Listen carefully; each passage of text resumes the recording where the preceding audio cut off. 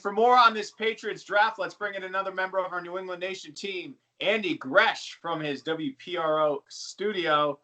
What's up, Gresh, man? I mean, can you imagine Bill Belichick like us trying to adjust his work life, doing Zoom meetings with players and picking draft picks through a phone call or an email? All right, so the whole phone call for draft picks, that's the way they used to do it. So, they're overblown. My goodness, they can't hand in a card. Well, pick up a phone, for crying out loud. It still is 2020.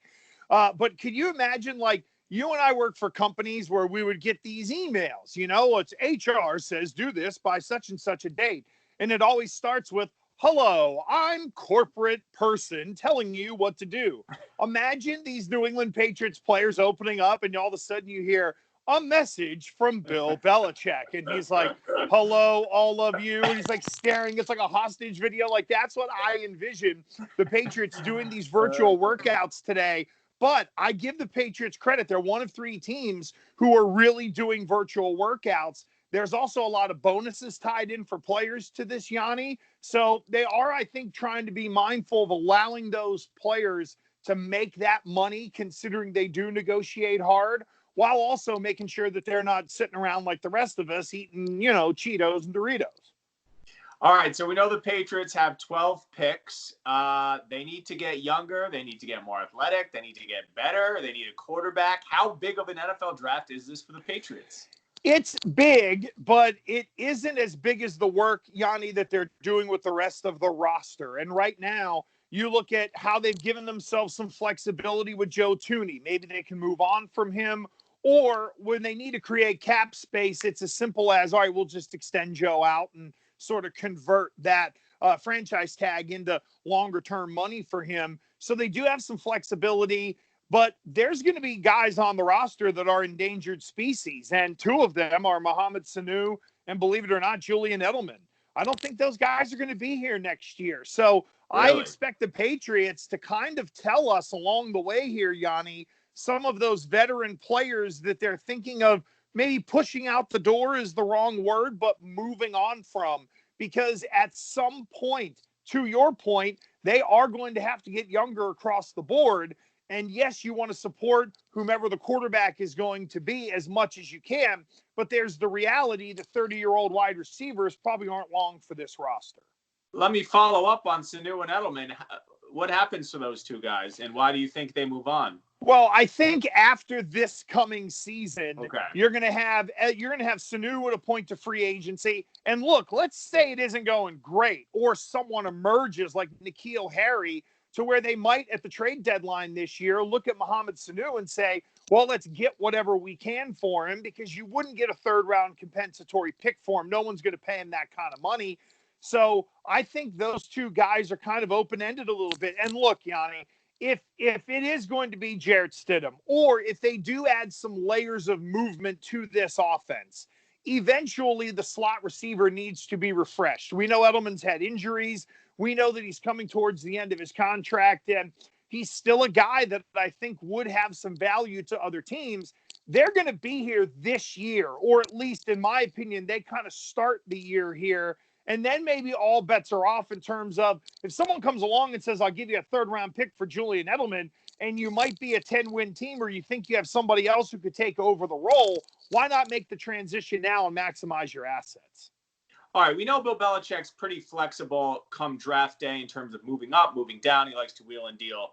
Is there a scenario in which he either moves up for a quarterback or picks one at 23? If the right one falls to 23, I could see it. Is he moving up for one? I'd be really surprised.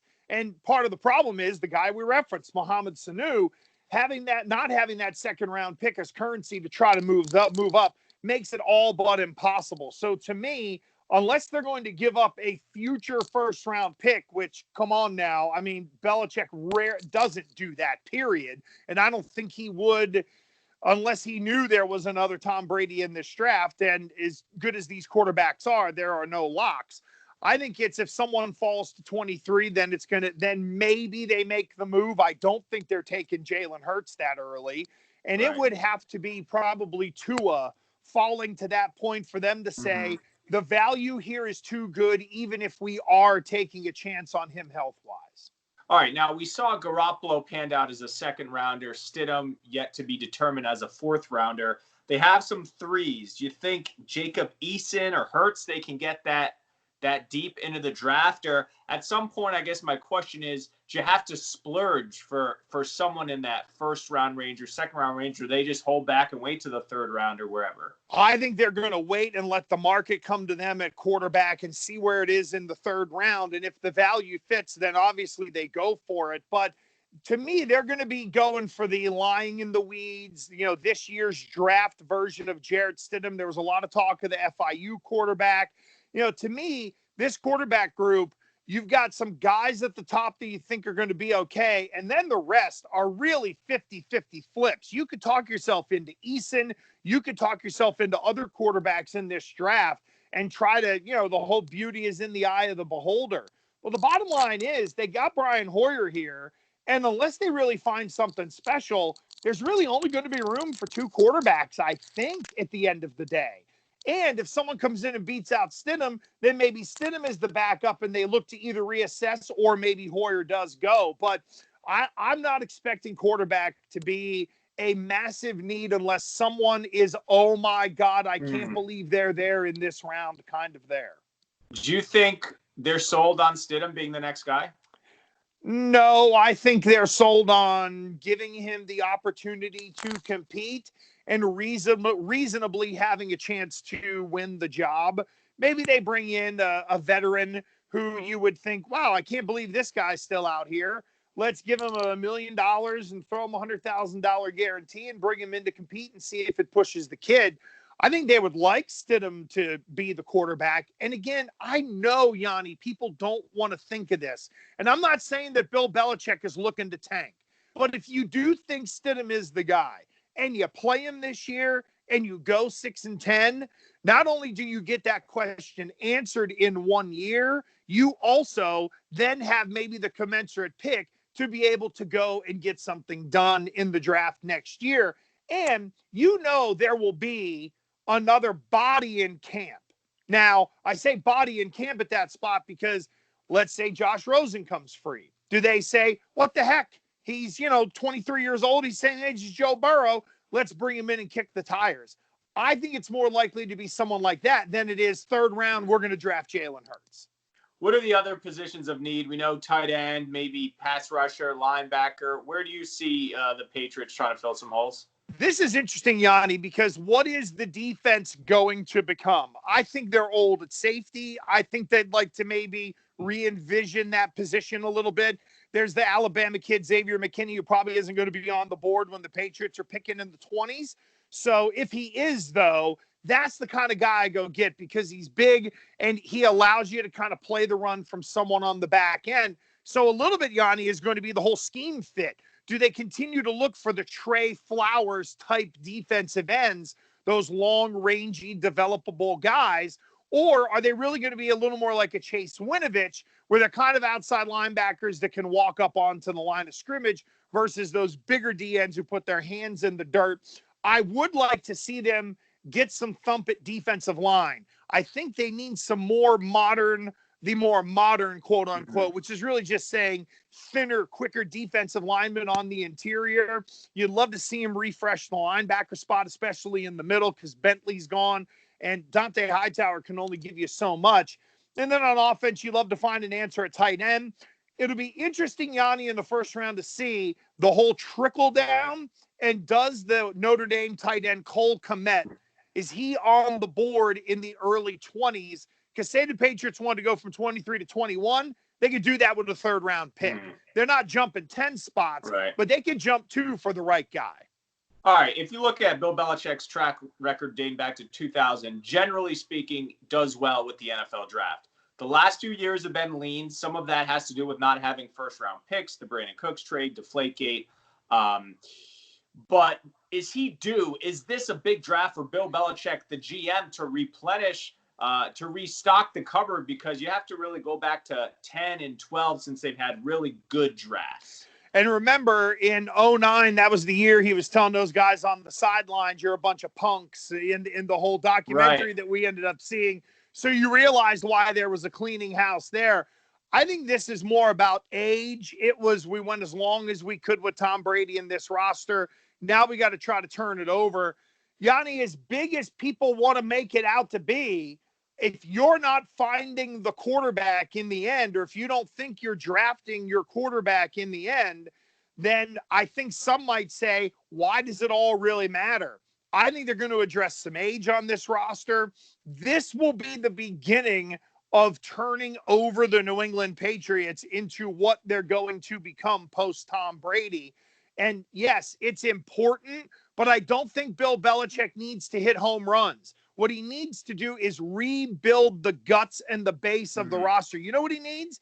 He needs a new group of Hightower, McCourty, Slater, Edelman, those guys like that. They need to find that next core of players that will hopefully take the Patriots through the rest of this decade and into the next one. I know Patriots are afraid of this word. Are you buying into this being a rebuild right now? It's close. It's teetering on a rebuild/retool, because I think you're sort of doing the retooling while figuring out who will play the role of Tom Brady. Because remember, this roster is still really built with Tom Brady, the quarterback, in mind. Or do they want to evolve the position, which means more changes on offense, which means other players might need to be moved on from, which is part of the reason why I bring up Sanu and Edelman. How do they want to rework the offense is one of my big questions here. But hey, it's close to a rebuild. And if you find out that Stidham isn't your guy, then that has to become priority number one, which is why I think Belichick is still going to take that steady approach and not try to take unnecessary risks. So we haven't really spoken on air since Brady left. A month later, are you still surprised? No, I'm not in the end. Here's what it became for me, Yanni. The CBA was a factor, but it wasn't a factor in the way that I thought. A part of my opinion that Brady was going to come back was that they were going to get to the negotiating table. And when it came out, they never got there.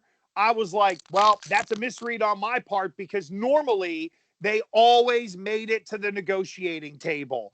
And yes, it was more of a Brady is coming to tell Robert Kraft, okay, here are my thoughts. It never got to the point, I think, where RKK would have been able to say to him, come on, we can figure this out. No negotiation. Pretty easy to let Brady walk out the door. And now if you're Bill Belichick, and I think we're starting to see some of this, Yanni, with some of the trades, this will be a salary cap reset year.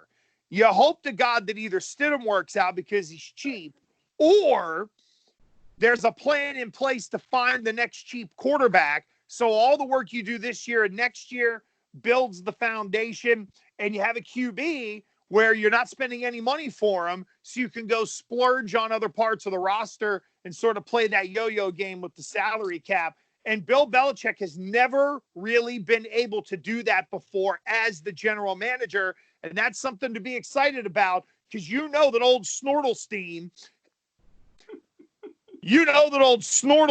has been sitting there going, yeah, this is the way I'd be doing things if I had that, blah, blah, blah. You know there's a plan in place with that guy. Do you think he's relishing this clean slate, this post-Brady era?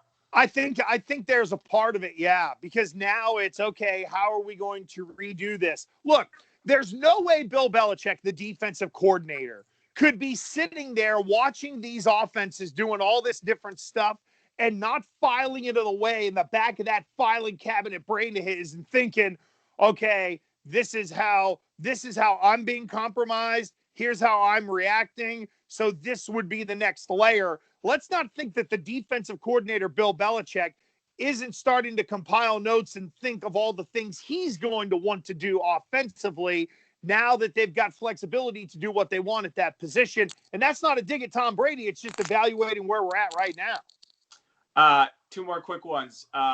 Do we have a full 16-game season? And are there fans September? There's no fans in September. We do still have a full 16-game regular season, even if they need to push it back a little bit.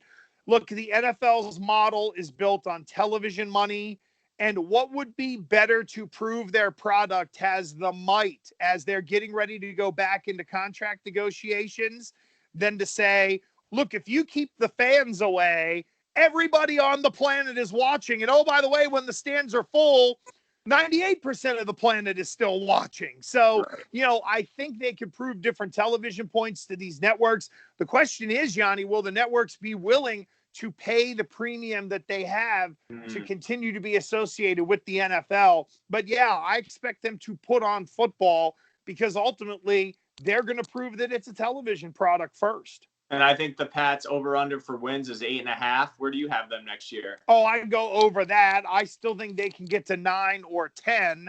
I don't know if 10 gets you in.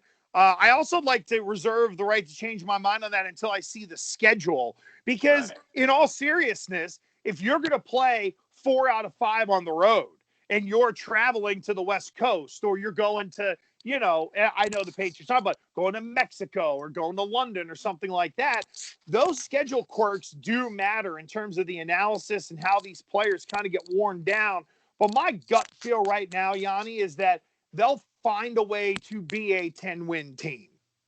All right, good stuff. Andy Gresh, WPRO Radio, and part of our New England Nation team. Thanks, Gresh. Hey, I got dressed up for this. I wasn't like these other rubes coming on here with, unzipped sweatshirts, and you could see their fast food containers in the back of their cars. We don't know what the mesh shorts are looking like down low, though.